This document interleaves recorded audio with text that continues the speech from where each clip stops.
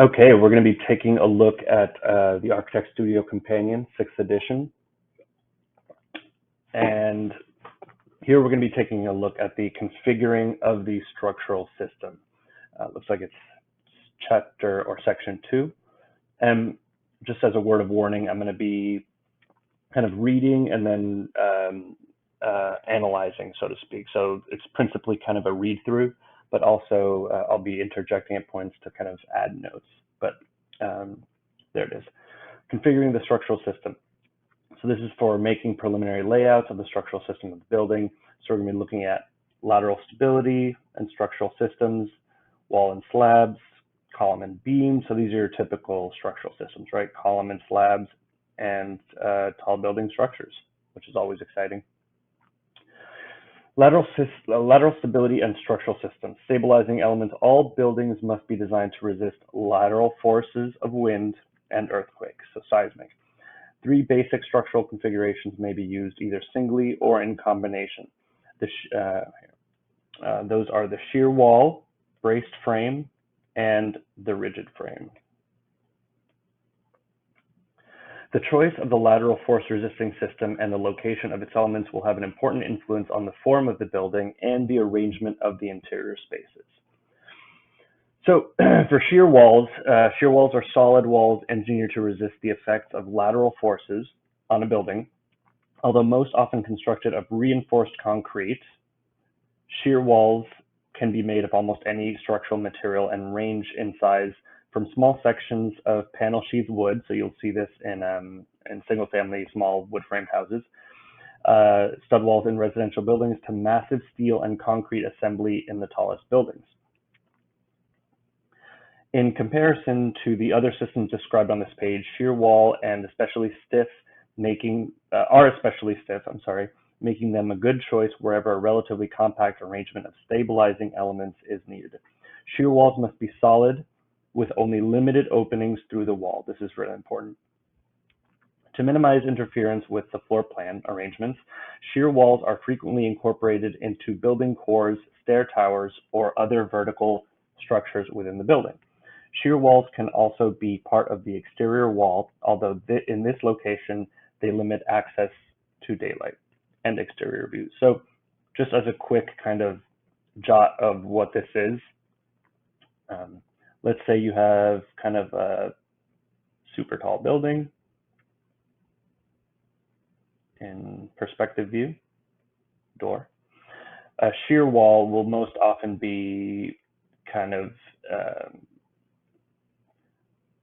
it runs through the building, sort of like this, right? Often they'll be in pairs, right? And actually, more often than not, the shear wall will actually be part of the core. In other words, part of the service core. So the service core is usually made up of the elevators, the stairs, and so you kind of get to co-locate essential parts of the building structure, right? In plan view, what I just described, and you see this if you've been in any tall building and the elevator banks are in the middle.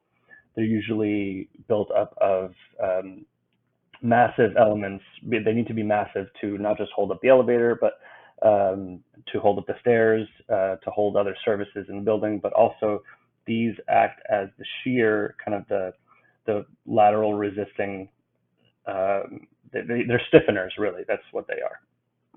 Moving along. Braced frames are composed of open triangulated frameworks, most often constructed of steel or wood. In terms of strength per weight, they are the most efficient lateral force stabilizing system. I'll repeat that. In terms of strength per weight, they are the most efficient lateral force stabilizing system.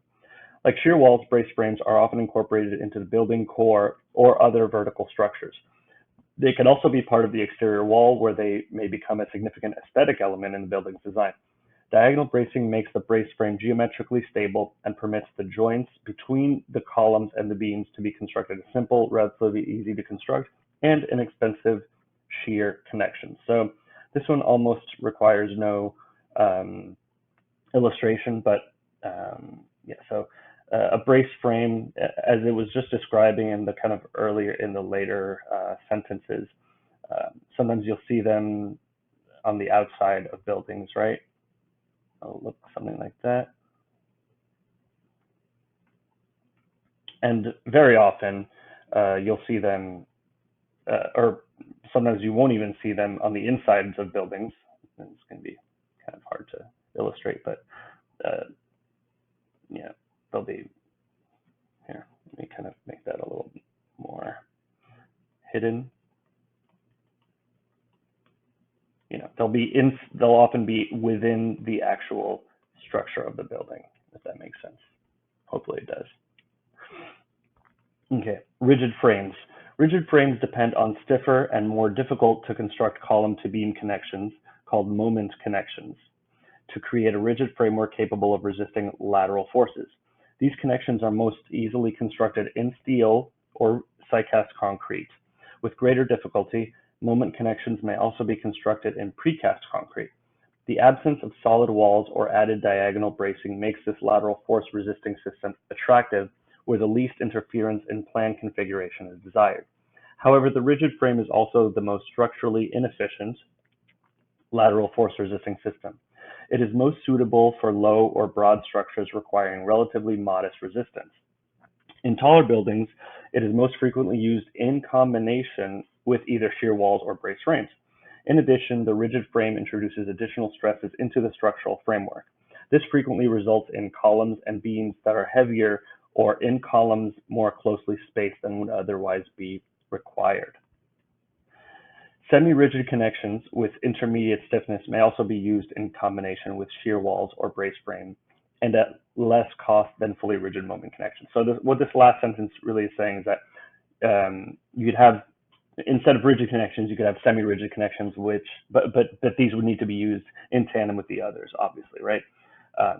So a rigid frame would be, I mean, it's exactly what it sounds like, right? And like, let's say you want to just kind of have your regular perpendicular type framing with no kind of diagonals, and for some reason you can't have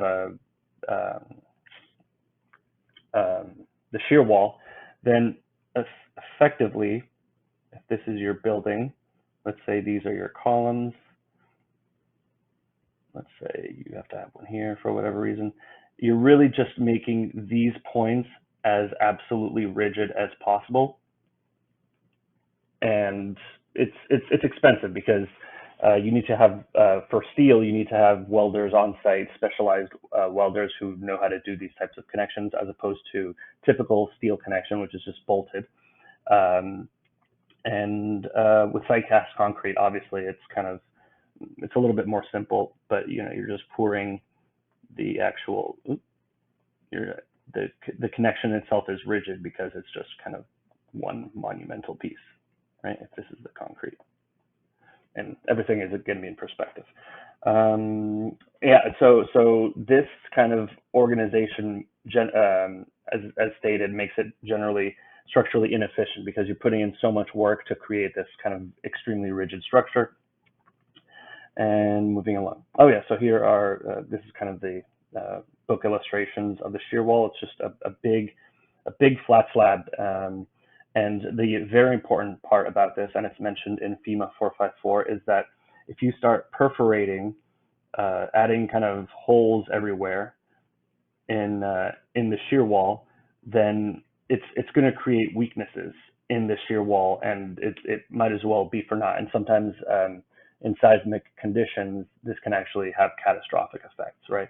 So because the load path goes down, what happens is all of the load kind of bundles up at the bottom. So if you have like a big opening here, doors, whatever, then that load path is going to all add up down here, and you're going to have, it's going to create what is referred to as a weak or soft story. So again, perforations in the shear wall are to be avoided, and I think if you need to have them, then they should be kind of systematically added, right? So I think like maybe something like that would be a little bit more doable, right? Because you still have the load path continuing from from roof to floor, and it can at least go around these perforations, but as little as possible. So that's the shear wall. The braced frame, again, it kind of goes without saying. It's just, what we have here is the, I believe this is called the chevron bracing. You also have K bracing, where they kind of do this. And you have V bracing, which is just an inverted form of this. And the rigid frame, which we talked about just a moment ago. Configuring stabilizing elements. The arrangement of shear walls, braced frames, and rigid frames in a structure is important to their effectiveness in resisting lateral forces acting on the building. As illustrated in the adjacent schematic floor plans, these elements may be placed within the interior of the building or at the perimeter, and they may be combined in a variety of ways. However, they must be arranged so as to resist lateral forces acting from all directions, right? Especially because seismic is unidirectional. It's random. It can go east-west, north-south. It just shakes. This usually is accomplished by aligning one set of stabilizing elements along each of the two major plan axes of the building. Stabilizing elements must also be arranged in a balanced fashion in relation to the mass of the building. Arrangements that displace the center of resistance away from the center of the mass may lead to difficult to control movements or excessive stresses under lateral load. I'll repeat that. Arrangements that displace the center of resistance away from the center of mass of the building may lead to difficult to control movements or excessive stresses under lateral load conditions. So this is also called eccentricity in center of mass or something like that. It's here. I'll do a very quick illustration. So if this is your building and floor plan, right, door, whatever, and let's say this is kind of a rigid wall system, and all your services and your elevators and your heavy everythings are here. So you have the center of the building is, let's say, here. Yeah, is here, and the center of the stiffness, the center of the mass. Sorry, the center of the mass is here, center of mass, and the center of the stiffness is, because of this, closer to here. And so this eccentricity, the fact that these are separate from one another, is going to cause kind of a torsional stress on the building. In general, lateral force resisting elements are heaviest and most extensive at the base of the building, as we were talking about before, because all the load goes down from the roof to the floor. Almost goes without saying, and diminish in size and extent towards the top of the building. In addition, considerations of lateral stability become increasingly important as the height and slenderness of the building increases. Yeah, so I mean, again, almost goes without saying, but as the building gets taller, you have more moment. Another quick sketch would help, right? You have a super tall building like you might see in Central Park, on Central Park South. All these at the time of this recording, at least, all these very new super tall buildings that I think are really just kind of real estate parking assets for a lot of mega rich people. So you have a really tall building, and this creates a large moment, right? Because this is very tall, this dimension, and this lateral force exerts kind of a heavy moment. It makes the building want to do this. And so obviously, as the building gets taller, and sometimes they're very slender, these bracing, whether it's shear wall bracing or the rigid frame, shear wall, or rigid frame, brace frame, or shear wall, excuse me, those become more important the taller that the building gets. And sometimes, again, you need to really combine a few systems together to achieve sufficient stiffness for a given area. Now, New York isn't very seismic, so maybe they're able to get away with that, with those kinds of altitudes. However, they still have to contend with the fact that the higher a building is, the higher wind forces are going to be. Okay, moving right along. Stabilizing elements. So here you're seeing, here are kind of the service cores that we were talking about earlier. In this case, it's serving as a shear wall. Stabilizing elements should be arranged in a balanced fashion and to resist lateral forces from any direction. And so here, if you have wind coming, let's say from here, and seismic from here and here, whatever, then this is going to present kind of a balanced condition to be able to resist from any which way. Okay, and here's what we talked about earlier, right? The center of resistance versus the center of mass is going to create a kind of unfortunate torsion. Avoid unbalanced arrangement of stabilizing elements that result in the displacement of the center of lateral force resistance away from the building center of mass. Selecting stabilizing elements. Let's see, looks like there's a chart in place. We'll go over that briefly. Charts I'm going to skip over in general because they're eyewash and you can go over them with a more detailed look. Selecting the stabilizing elements. This chart indicates the methods of resisting lateral forces most common for each structural system. So, okay, for wood, whether it's platform, frame, cross-laminated timbers, or heavy timbers, the brace frame can be done in a lead-in bracing, and this is what we were talking about at the top with the shear wall. A lot of single-family houses will just use panel sheathing for panel frame. For the shear wall. This is just when you nail gun an OSB or plywood directly onto 2x6 framing, right? That creates a shear resistance within that wall. And yeah, same thing, CLT panels, and looks like with wood you could have a rigid frame with glue laminated connections, as well as and timber framing. Obviously, that's just kind of the same thing you'd see in a big steel diagonal bracing building, just with timber. Masonry, it looks like the best option really is shear walls. With steel, you could have any number of different systems. In lightweight steel framing, so this is what you'd see in smaller residential buildings, just kind of the cold formed steel. You'll have panel sheathing, similar to the wood frame with the OSB or the plywood panels, just nailed or screwed into the studs. Brace frame, strap bracing, that's strap bracing is kind of cold formed steel that creates a diagonal support system. Single story rigid frames, you could have parallel frames only. Yeah, this is just conventional steel framing like I-beams, wide flange beams. The welded connections we talked about earlier, shear wall with site cast concrete. Yeah, so this would be a combination of concrete and steel, conventional steel framing, so I-beams, and you would have just a site cast, a big slab of concrete, often within the building. And so again, you can see kind of the utility of this chart.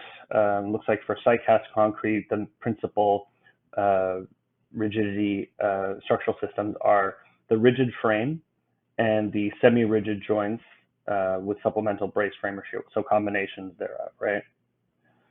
And precast concrete, again, they're sort of not great with the rigid connections because they're really, if you kind of think about it, right, you have kind of a precast concrete beam. Let's say you have one of those columns, those precast columns that this is an elevation or section, I guess, could also be that. Here, just to illustrate the point. Here's a person. So when you have precast concrete slabs and precast concrete columns, such as you have here, then it's harder to kind of achieve a rigid connection. You know, in the event of a seismic, these are just kind of wiggle. I mean, these are obviously going to have very powerful connections here, and perhaps even mechanical connections. But still, to achieve a rigid connection like you would with a steel welded connection, right, where you have a weld here and a weld here, and sometimes even a weld inside, then that's you know, it's hard to get much stronger than that. But it's like stacking here. It's like stacking books on a frame. It's hard to come up with a metaphor for that using books, but moving right along. Wall and slab systems. Vertical load resisting elements. All structural systems consist of some combination of vertical and horizontal elements to enclose a building. Wall and slab systems are composed of load-bearing walls spanned by horizontal slabs. The placement of, in this case, I guess a book analogy is a little bit easier, right? Just two books with a book on top to hold it down. The placement of walls is restricted as they must be located to support the loads from slabs and walls above. Due to the significant presence of the walls in the plan of the building, the use of a wall and slab system generally implies a close correspondence between the structural module and the organization of building functions. So that's kind of a long way of saying that with a load-bearing wall system, the walls need to be close together and repeated, right? So the most common condition of this would be a hotel where you have small units, small units, and they repeat as you go up through the floors. Due to significant presence, we just did that. In addition, economic considerations usually dictate that the arrangement of walls be as uniform as possible, making the system particularly attractive for building types that require regular arrangement of uniformly sized spaces, such as apartments, schools, and hotels, as mentioned. Lateral load-resisting elements. The regularly placed load-bearing walls used in this system are generally well suited to acting as shear walls for lateral stability. They may be used alone, or they may be combined with rigid frames or base frames where structural walls run in only one direction in a building. When used alone, shear walls must be arranged to resist lateral forces in all directions, such as in some variation or complete partial box form. Shear walls should always be placed as symmetrically as possible in the building plan, particularly in taller buildings. The sizes and spacing of openings in shear walls generally need to be restricted. We went over that earlier. Systems well suited to wall and slab framing. Bearing walls of any type may be used to create wall and slab structural systems. See the following sections below for more information. Okay, so this is an illustration of that, the two books with the book on top. Shear walls may be arranged in a box form to resist lateral forces from all directions, right? So in this case, your shear walls are all around. What's good about this is that it allows the interior to be kind of free and open of any necessary resisting elements. And this is kind of what we were talking about with the taller buildings, right? These would often be combined with service cores. And so in plan, you'd see the shear walls existing there. When combined with other stabilizing mechanisms, shear walls may be arranged so as to resist forces in only one direction, right? May be arranged so as to resist forces in only one direction. So what that means is that in this case, it's very likely that, it looks like it might be quite strong if the wind or if the wind is blowing in this direction, that the shear walls will act quite strongly to resist that. Here, if you only have one wall, perhaps it would be quite weak, but since we have three walls in succession, it looks like it could actually be quite strong as well. Wall and slab system layouts. The distance between walls is equal to the span of the slab or floor system supported by the walls. Walls can be any length but are required wherever slabs are supported. Where necessary, openings in walls can be made by including beams over such openings to carry loads from above. In multi-story buildings, the location of bearing walls should coincide from floor to floor. However, where it is desirable to omit bearing walls from a lower floor, it may be possible to design the wall above as a deep beam supported at its ends only. Wall and slab systems can be combined with column systems to permit greater open areas in a plan. Wherever possible, keep walls in locations that are most desirable for lateral load resistance. In wall and slab systems, the distance between walls is equal to the span of the slab above. Openings in walls may be made when beams are added to lateral loads from above. I'll go over that again. In wall and slab systems, the distance between walls is equal to the span of the slab above. Openings in walls may be made when beams are added to carry loads from above. So what's being described here is these kind of lintels. Bearing walls may act as deep beams to span openings below, as shown in the schematic cross-section. Right, so in this case, the load-bearing wall, let's say this one, kind of acts as a beam for the deep beam for the entire floor. Bearing wall and column systems may be combined for more flexibility in plan layouts. So here you effectively have a rigid connection system here, a moment connection, right, with looks like it could be side cast concrete, and then just plain old shear walls here, right? So this is one of those examples of combined systems. Column and beam systems. Vertical load resisting elements. Column and beam systems are composed of vertical columns, horizontally spanning girders and beams, and slabs spanning the area between the beams. Compared to wall and slab systems, column and beam systems place fewer constraints on the organization of space within the building. Where the size or arrangement of interior space does not correspond with the structural module where maximum open space is desired, or where a high degree of flexibility in the use of space over time is desired, column and beam systems are a good choice. Sorry, I'll say that again because it's kind of a run-on. Where the size or arrangement of interior space does not correspond with the structural module, where open space is desired, or maximum open space is desired, or where a high degree of flexibility in the use of space over time is desired, column and beam systems are a good choice. Compared to column and slab systems, column and beam systems are also practical over a greater range of spans and bay proportions. One more time. Compared to column and slab systems, column and beam systems are also practical over a greater range of spans and bay proportions. So just a quick kind of diagram of what this is describing. Let's say we're looking at something in elevation. You have your columns. Oops, that's a fat one. You have a slab, and these, so you'll have kind of a principal girder here, kind of in section. If it's side cast, you'll have rebar in it, and then so this would be a kind of a big girder, and then joists or beams rather. Girders, beams, columns, and surely we'll see kind of nicer axonometric illustrations later on. Just lateral load resisting elements. Column and beam systems of steel frame or side cast concrete construction are well suited to act as rigid frames for some or all of the structure's lateral force resistance.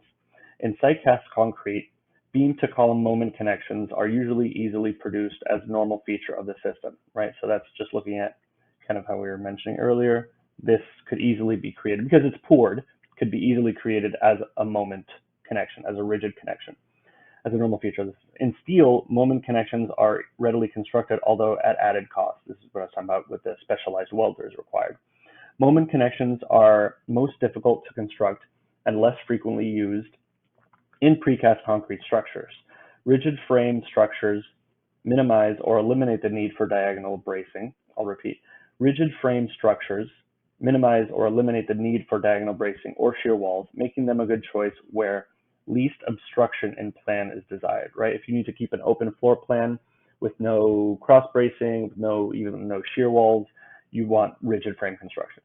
However, rigid frames also depend on a regular orthogonal column placement and often require deeper beams and columns that are more closely spaced, larger dimension, or more heavily reinforced than would otherwise be required. That's why it's less efficient, as addressed earlier. Rigid frames are normally not well suited for structures with unusually long spans or tall, slender columns. When braced frames or shear walls are used for lateral stability, columns and beams may be joined with simpler shear connections, such as the bolted connections, normally used in steel and timber constructions, or the flexible welded connection used in precast concrete. The stabilizing braces or walls may be located within the interior of the building or at the perimeter, that they must be placed so that they resist lateral forces in all directions. That's how we were seeing the floor plans earlier that had everything very centered, axially centered in all directions. Building cores or stair towers housing vertical circulation or other systems are frequently designed to incorporate such elements, right? We talked about the core often being co-located, leaving the remainder of the floor plan free of obstruction. When located at the perimeter of the structure, these elements will, to varying degrees, influence the appearance and limit the openness of the building facade. I think Chicago, and certainly New York, has a lot of buildings that have the kind of diagonal brace framing visible from the outside, which a lot of people I think kind of like. It shows the mechanical ingenuity of the system. Right. So again, this is kind of the axon of the column and beam system. In this one, you don't really see any, you see the girders here, or not the girders, but column, beam, slab, and oftentimes you'd also see connecting beams between one and the other in order to kind of get more span if needed. Rigid frame structures require no additional bracing or shear walls, as shown in the elevation plan here. Here you have the chevron bracing in a braced frame. The locations of braced frames or shear walls must be considered in relation to the elevation and the plan of a building. Right. So in this case, you see this braced frame system is shown on the edges, right? Which means that windows, maybe you don't even have windows anywhere on this wall, or you do have windows and they're just part of the design.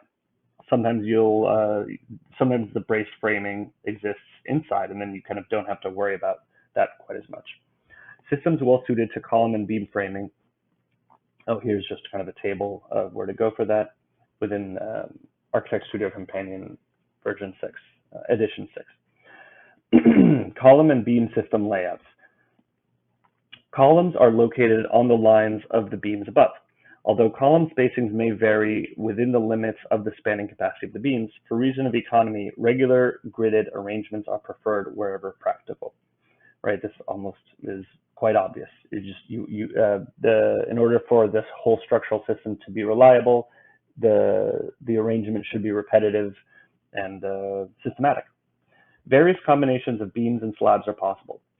Beams can span in one direction only, with slabs spanning perpendicular to them. With this arrangement, column spacings in one direction is equal to the span of the beams. In the other direction, it's equal to the span of the slabs. More flexibility in the location of columns can be achieved with beams spanning in both directions. Deeper beams, termed girders, span the columns. The girders in turn support shallower secondary beams spanning perpendicular to them. Finally, the distance between the secondary beams is spanned by the slab. Column spacings with such beam and girder arrangements are limited only by the spanning capacity of the beams in either direction. The choice of the direction of the span of the girders and beams in such a structure can be influenced by a variety of factors, including the relative structural efficiency of either arrangement, the lateral stability requirements for the overall structure, and the integration of the floor structure with other building systems such as electrical wiring in the slab or ducts and piping running beneath the floor framing. These considerations are covered in more detail of this book that discuss specific structural and mechanical systems. Right, so kind of in column and beam systems here you have the beams, the girders, the principal spanning elements, and then in between you have the beams. Span of girders, as it says here, span of beams. Vertical load resisting elements. Columns and slab systems are composed of vertical columns directly supporting horizontally spanning slabs without intermediary beams. As with column and beam systems, the reliance on columns for vertical load support permits greater independence between the building plan and the structural system. The absence of beams in columns and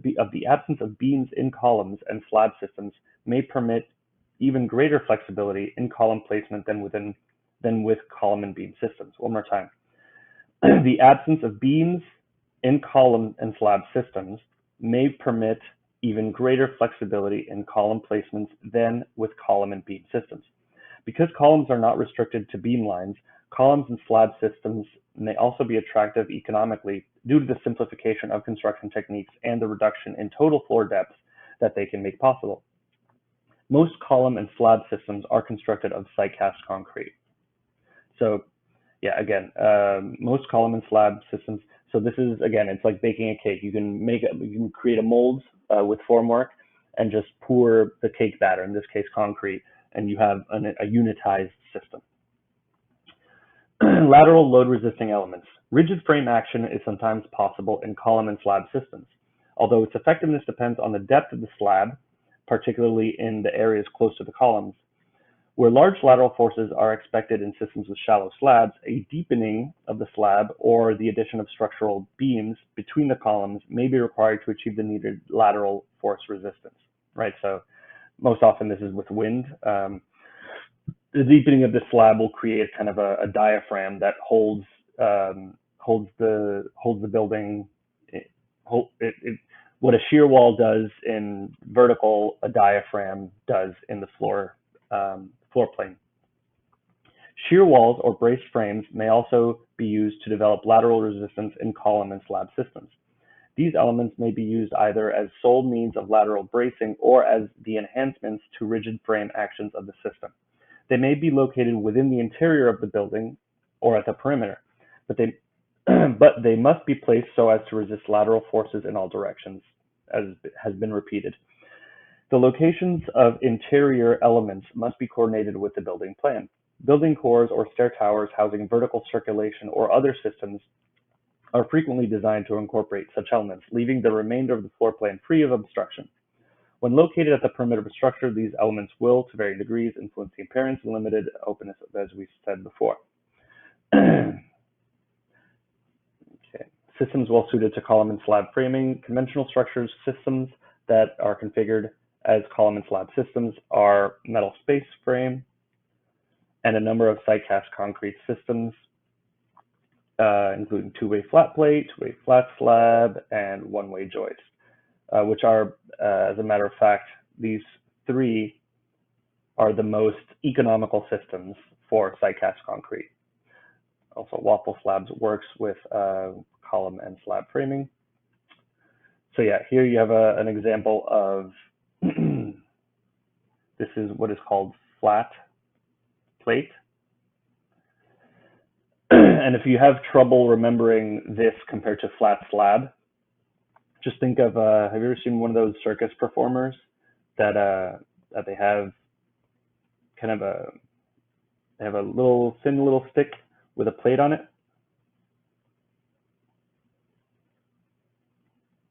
And they're spinning it. Just think of flat plate.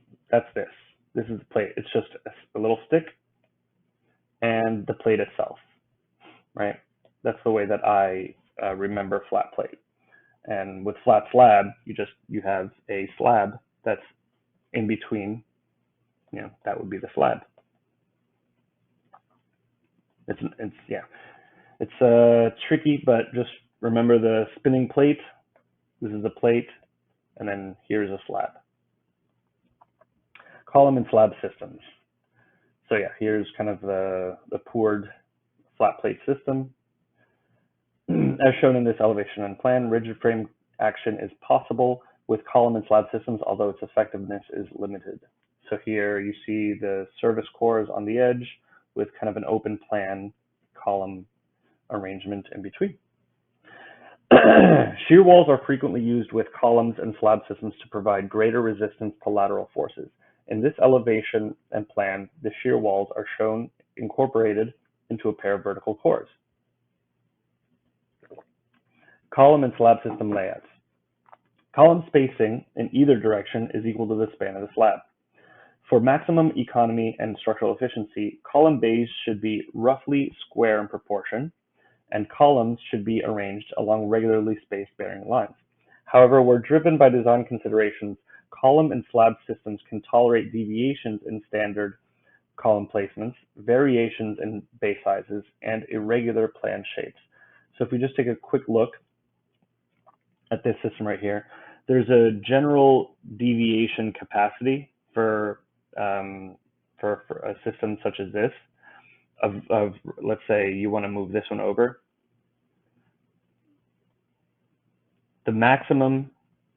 The typical maximum for this is going to be 10% or 1 over 10 of this horizontal dimension, right? 10% of, let's call it D. Moving right along. Structural limitations of column and slab systems. The absence of beams in site cast concrete flat plate and flat slab construction impose some structural limits on these systems. The relatively shallow depth of the joint between the columns and the slabs can restrict their vertical load carrying capacity and limit their resistance to lateral forces. Although the addition of beams to this system adds substantially to the construction cost, it may be a practical alternative where longer spans are required. Very heavy loads must be carried or additional lateral resistance is needed. And the use of shear walls or brace frames is undesirable. Oh, sorry. So here, just to read that sentence again. Although the addition of beams, blah, blah, blah, adds substantially to construction cost, it is practical where long spans are required, very heavy loads must be carried, additional lateral resistance is needed, and the use of shear walls or brace frames is undesirable. Such configurations are covered in more detail in the sentence. Moving along. Here we have, again, what looks like it could be flat slab or flat plate. Can't see the underside. But in this case, we have so the span of the slab.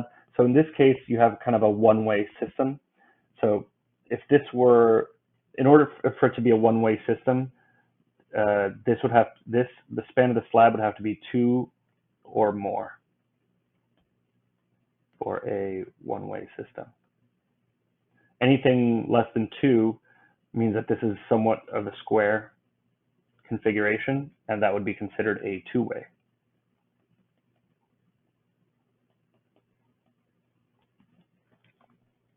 So I think if what we have here, it looks like a 1 to 2.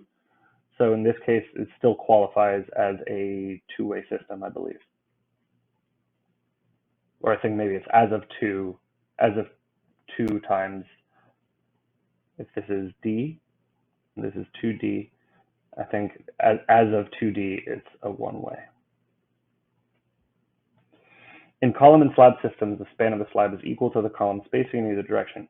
The absence of beams in column and slab systems facilitates irregular column layouts or plan shapes. So you'll see if you have to do a layout like this, this almost certainly necessitates flat plate construction. Actually, you could also have flat slab, right? Because it's just it's really just that. It's here. I'll just do it in perspective. Moving right along. Tall building structures. The design of tall building structures, as a building's height increases, the design of its structural system becomes increasingly specialized. The large cumulative effects of vertical loads, site-specific conditions related to wind, earthquake, and soils, the regional availability and cost of various construction systems, and various spatial requirements of the building program will all strongly influence the selection, form, and configuration of the building structure. That almost goes without saying, right? The information on the following pages describes structural options available for tall building design in relation to some of these considerations. But given the unique demands on tall building structures, a structural designer should participate in even the earliest phases of tall building design. Vertical load resisting systems.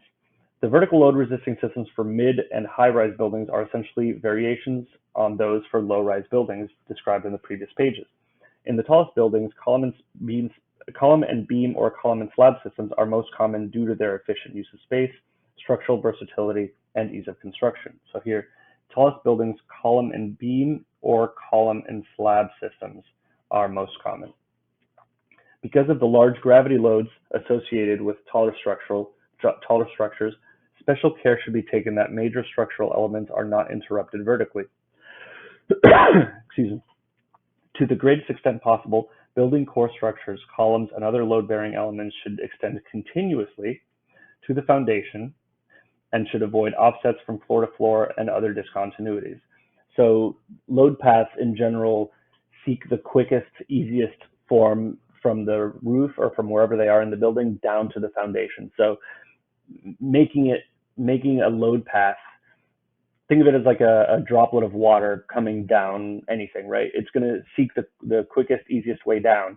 And so if you start to offset, let's see if we have if you start to offset one column from the one below, it's going to create stresses within the building structure. Nevertheless, conditions may arise in which not all load-bearing elements can have direct and continuous paths to the building's foundation. In tall buildings, it is often structurally advantageous to redistribute vertical loads outward toward the building corners to increase resistance to overturning. Larger open spaces in lower floors, such as commercial areas, public auditoriums, lobbies, or atria, may require column-free configurations that interrupt the paths of structural elements from above, or other variations in program requirements or building massing may necessitate offsets in arrangement of structural elements. In these cases, where only minor changes in load path are required, columns may be subtly sloped or shifted between floors. Where more significant redistributions of load are required, transfer beams or heavy long-span truss structures may be used. In other cases, changes in the selection of structural system or its basic configuration and design may be appropriate. All right, so this just is all to say that the load path needs to be heavily considered in tall buildings. I mean, in any building, but especially in tall buildings. And if you do, here, just to go over, in such cases where only minor changes in load path, where more significant redistributions, transfer beams, or heavy long-span truss structures may be used. So what that means is that if you have a really tall building, in perspective,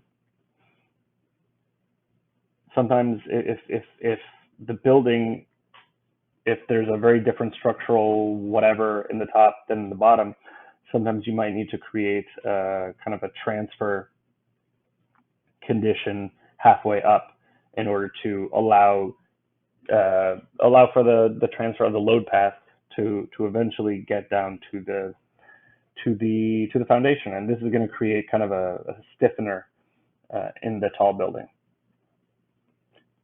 Major load-bearing elements should be continuously vertically. Major load-bearing elements should be continuous vertically to the foundation of the building. I think we kind of beat that dead horse. Transfer beams or trusses may be used to interrupt vertical load-bearing elements where necessary. Lateral load-resisting systems. Increasing the height of a building increases in sensitivity to lateral forces, especially wind. The taller the building, the more these forces will dictate the design of the structure, and the more they will influence building form. In fact, the tallest building's structural design, In the tallest buildings, structural design is driven foremost by resistance to wind loads, more so than either gravity loads or lateral earthquake forces. The following guidelines are particularly important in the design of very tall buildings. As building height increases, expect that the lateral support system needs to increase in prominence within the design. Lateral force-resisting elements may become heavier, may be more closely spaced, or may increase in horizontal extent. And the choice of suitable system and their configuration may become more limited. Designs that are asymmetric in plan, that are unbalanced in their design, in their massing, or that have irregular arrangements of stabilizing elements become increasingly problematic in taller structures. Under the influence of lateral loads, these conditions can lead to difficult to control building motions or excessive stresses in structural elements. These conditions should be avoided to the maximum extent possible. Where large buildings are composed of discrete masses, each part can be expected to move differently under the conditions associated with lateral loads. The leg of an L-shaped building, the stem of a T-shaped building, the tower offset to one corner of a wider base, or such unsymmetrical arrangements are prone to adverse interactions under dynamic conditions. Where these occur, each mass may be designed as an independent structure with substantial joints between the abutting masses that can safely absorb differential movements between them.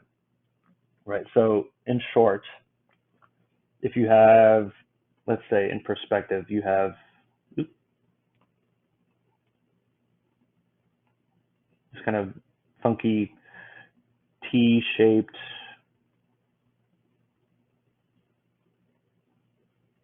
say you have a building that kind of looks like this, right? With a door here, and this comes down. So this is going to create a lot of, it's called re-entrant corners, right? These right here, where the building volumes, where the large building volumes meet, are going to be places of stress. So what this paragraph basically goes on to summarize is that sometimes making these separate, they can still be visually together, but making these effectively separate buildings, you know, this could be one volume, this would be its own, and this would be its own, would remove the stresses that would otherwise be inflicted upon in lateral loading, especially seismic. Buildings of inherently unstable massing or form should be avoided. Large or irregular openings in floor plates are detrimental, especially those constituting 50% or more of the overall floor area. Discontinuities in the stiffness of a structure at different levels should be avoided. For example, an open space with long horizontal spans at the base of a tall building can produce excessive flexibility or weakness at that level. If such a soft story cannot be avoided, extra effort to provide adequate lateral support at that level may be required. So this often happens if you have, let's say, several levels. This is in elevation. And if you have kind of these very tall, slender first floor, as sometimes some clients want, then you risk the possibility of having a soft story, which means that this more rigid kind of volume above creates kind of a wiggly condition below, right? And so this can often cause, and has often caused, catastrophic failure in certain seismically active regions. So the adequate lateral support, the kind of remedy for this, if you have one, often includes buttressing, so adding supporting elements to the existing outer framing. Sometimes you need to add extra columns, or sometimes you add bracing. Tall buildings may interact with the wind in a variety of ways that do not lend themselves to simple generalizations. Wind forces can cause oscillation or twisting of the building structure, lateral accelerations that are uncomfortable for occupants, so making them dizzy, or localized areas of high pressure acting on the facade. As the wind moves over and around the building, it can also cause uncomfortably high air speeds at the base of the building or nearby, or have a secondary impact on downwind structures. Many of the world's tallest buildings rely on subtle manipulations of the building skin and profile to moderate such effects. Because of the complexity of these interactions, designs for very tall buildings are typically subject to mathematical wind modeling and wind tunnel testing, even at early phases of the design. The results of these investigations are used to minimize adverse effects through adjustments in building massing, structural response, facade orientation, or surface articulation. I'm going to read that last line one more time.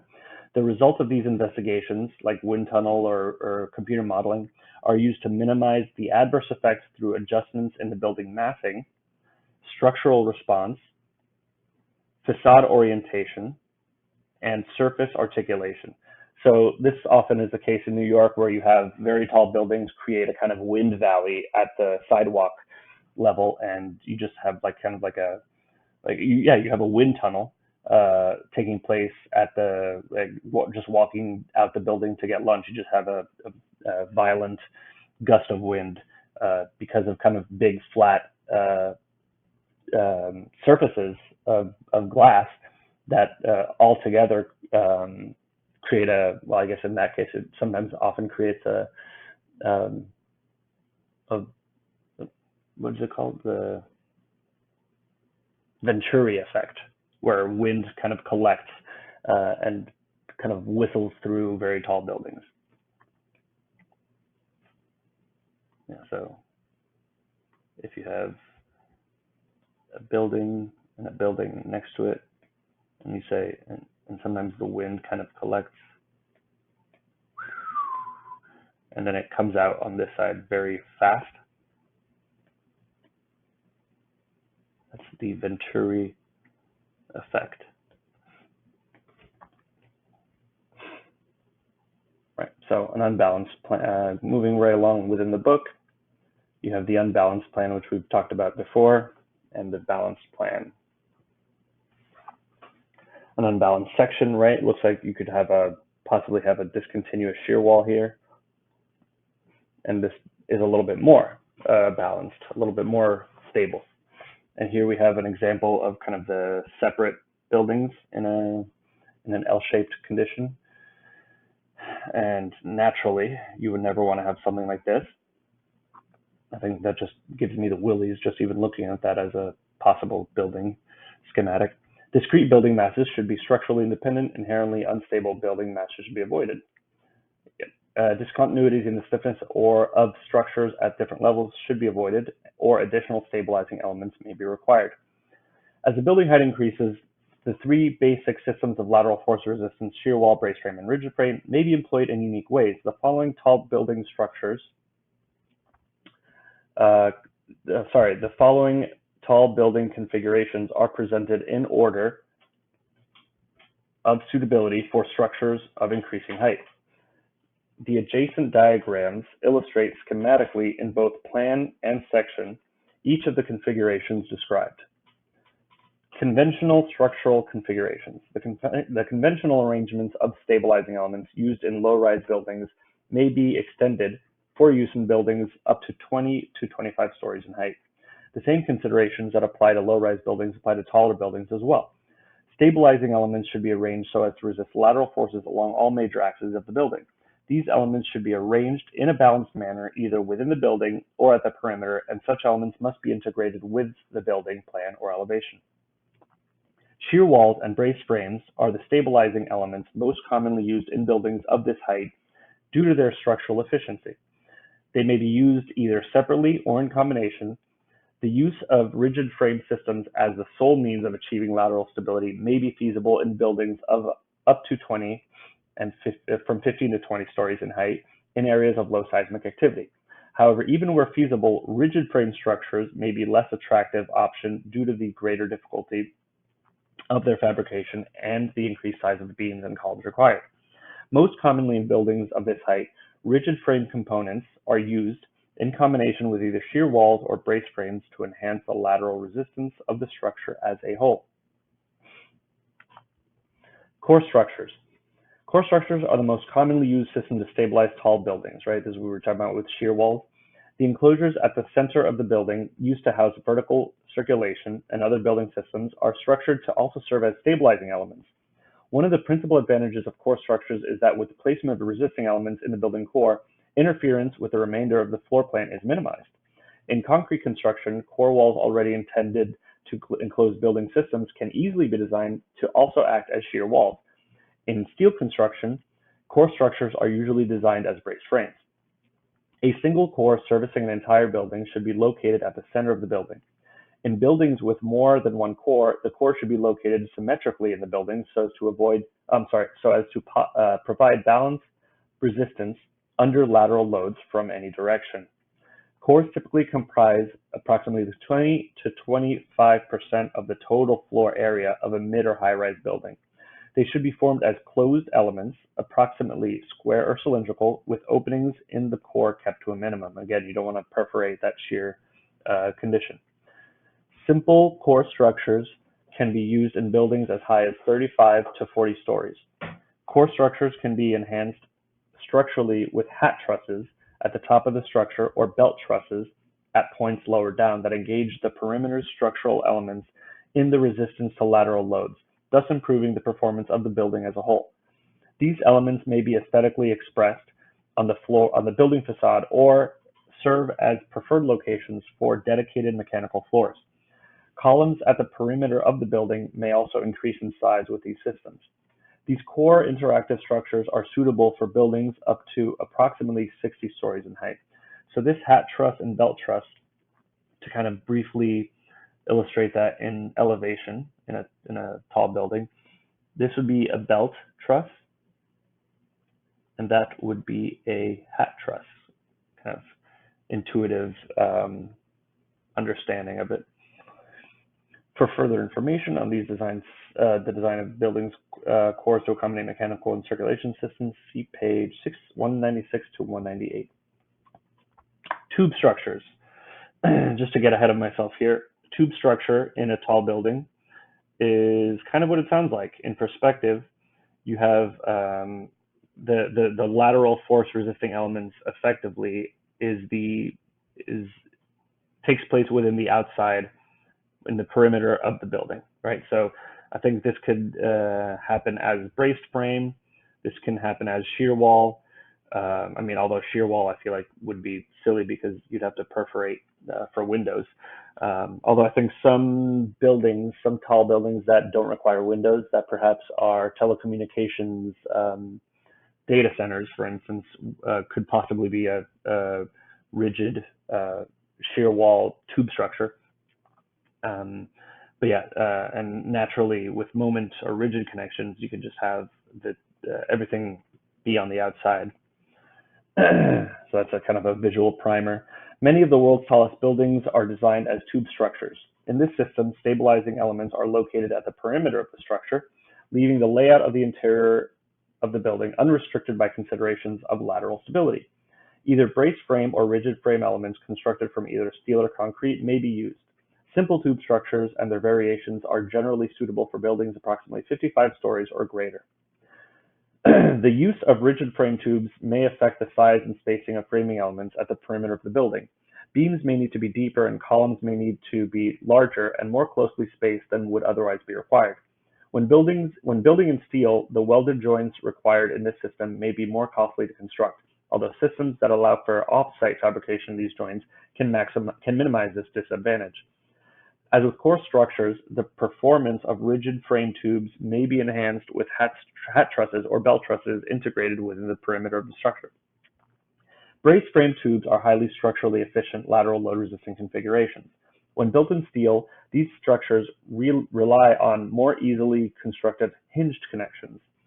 The diagonal braces that are an integral part of the system often have a significant impact on the appearance of the building facade. Variations on the tube structure and other tall building configurations are also possible. Tube-in-tube structures allow perimeter tubes to interact with rigid cores. Bundled tube structures allow greater variation in building massing. Space truss structures are similar to brace tubes with the addition of large-scale diagonals that pass through the building's interior. Diagrid structures rely on latticed frameworks that carry both vertical and lateral loads with few or no vertical columns. Practical limits on the height and slenderness of tall buildings. At the time of this writing, the world's tallest building is Dubai's Burj Khalifa, and I think it still is, with 160 at the time of this recording, with 163 occupied floors and a height of 2,717 feet. For most of its height, this building is constructed as site-cast concrete flat plate, wall and slab structure. Lateral stability is provided by a central concrete core buttressed by heavy shear walls radiating towards the tower extremities. This buttressed core design is considered practical for buildings 1 mile tall or greater. Looking to the future, buildings up to 3,280 feet in height are reportedly in stages of planning or early construction. As buildings become increasingly tall and thin, the challenges of maintaining lateral stability increase. Typical tall commercial and mixed-use buildings have slenderness ratios.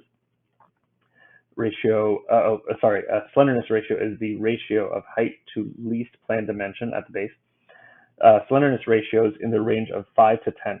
For example, the Burj Khalifa is 9 times as tall as it is wide as its base. On constrained high-value urban sites, like the ones we talked about in Central Park South, residential towers with slenderness ratios of 15 or higher have been constructed. The 111 West 57th Street residential tower in New York City is at this time one of the world's most slender tall buildings, approximately 1,440 feet in height and 23 times as tall as it is wide. Yeah, so again, this is an example of your hat truss and a braced frame configuration. So here you have this, you might have the hat happening outside, or you might have the hat happening inside, and then within the building structure, you have the braced frame. And here, yeah, so this is This could be like the tube-in-tube that was referred to, right?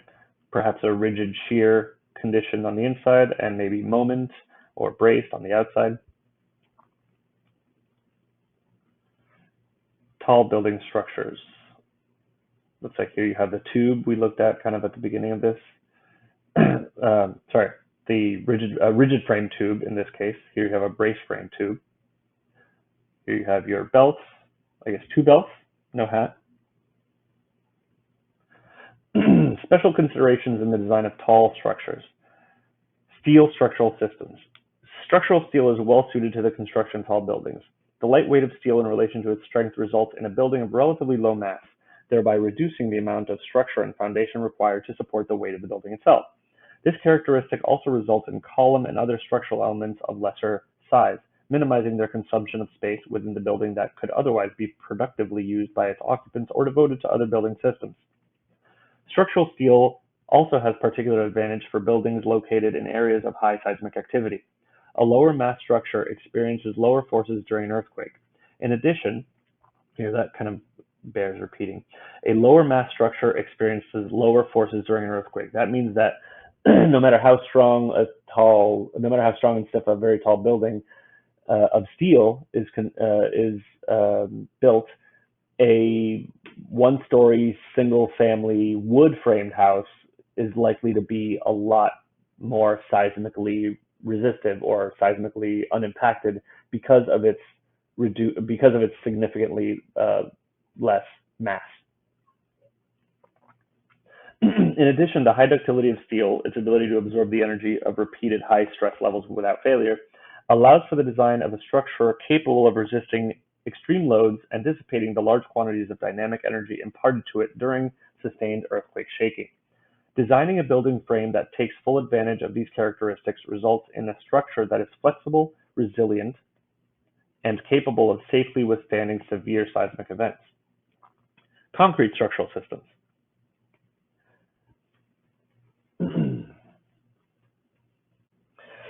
Continuing along, concrete structural systems. In comparison to structural steel, concrete is a more massive and less ductile material.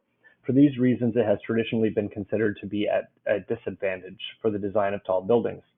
Especially when the effects of earthquake loads are considered, the higher mass of concrete implies higher forces acting on the structure. This material's lesser ductility also makes it less capable of absorbing the dynamic energy imparted to it during sustained earthquake loading. However, in recent years, higher strength concretes have been developed and a better understanding has been gained of the design of steel reinforcing to create ductility within concrete structures. With these developments, concrete's disadvantage in comparison to steel has been minimized, and it remains a viable choice as a structural material for buildings of any height. Concrete's unique characteristics can also offer advantages. Concrete is tough and resistant to impact, and unlike steel, it usually does not require a separate covering to protect it from the heat of building fires. It's an important note. Because concrete structures typically undergo smaller deflections than one's structural steel, the detailing of connections to non-structural elements such as cladding and partitions may be simplified, and the performance of these elements under severe load conditions may be less problematic. The great stiffness of concrete shear walls is well suited to structures where there is a desire to keep the stabilizing elements compact and to very slender structures. Even in areas of high seismic activity, the greater stiffness of concrete structures may be well suited to building sites where ground movements associated with earthquakes are such that that shorter period of vibration of a stiffer structure is advantageous.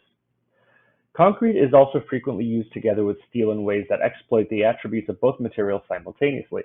For example, composite columns made of steel box shapes filled with a high-strength concrete can achieve very high load-bearing capacity. Such composite columns form a primary structural element in one of the world's tallest buildings, the Taipei 101. At the base of this building, each height of super columns measured almost 8 by 10 feet in section. Even in building structures nominally described as steel, concrete core structures and floor systems commonly play essential roles as well.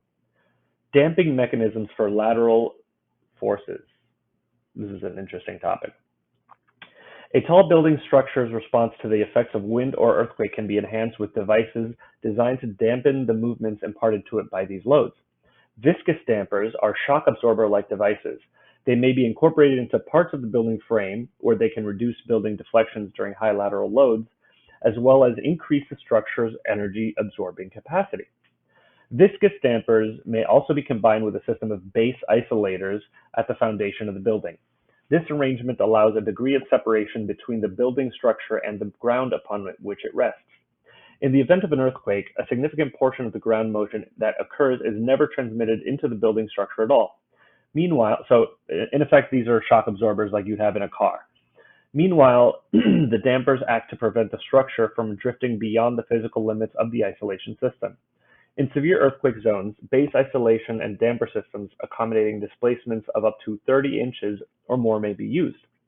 When considering base isolation systems, the designer should make allowance for the displacements that are to be expected between the building and the adjacent ground. Utility lines will require flexible connections where they enter the foundation. Connections to actually, you know what? That requires some highlighting. Utility lines will require flexible connections. So if the entire building is more or less isolated from the ground in its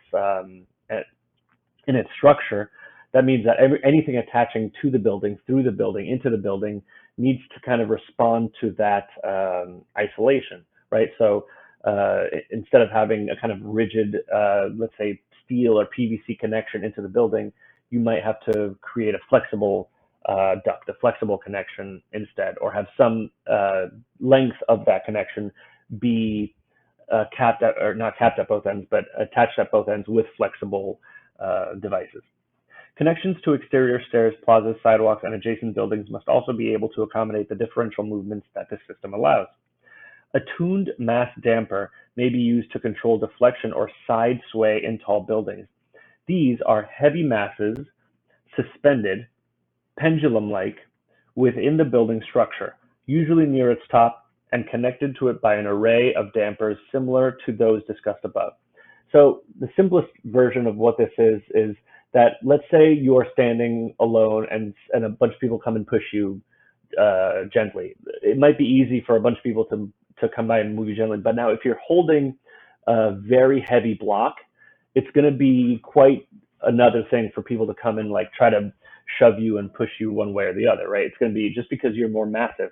And you know, if at the same time while you're holding this, you're able to let your arms kind of swing gently in response to that shoving, you can basically almost stay completely still and unmoved. Continuing, as wind forces act to deflect the structure sideways, the inertia of the suspended mass resists these movements and reduces the magnitude of the sideways deflection. The rates at which the structure accelerates as it periodically reverses its sway can also be reduced, an important consideration for occupant comfort. More recently, tuned liquid dampers consisting of water tanks with specifically configured internal chambers and baffles have been designed to work in a similar manner. The water stored in these tanks can also serve as emergency supply for the building's fire suppression system, which is kind of clever if you think about it. Instead of having a big block in your hands, you'd have a big jug of, like a big, huge water cooler jug of water. Then not only can that act as the tuned mass dampener, but once you're thirsty, you can drink out of it, right? It's stretching the metaphor.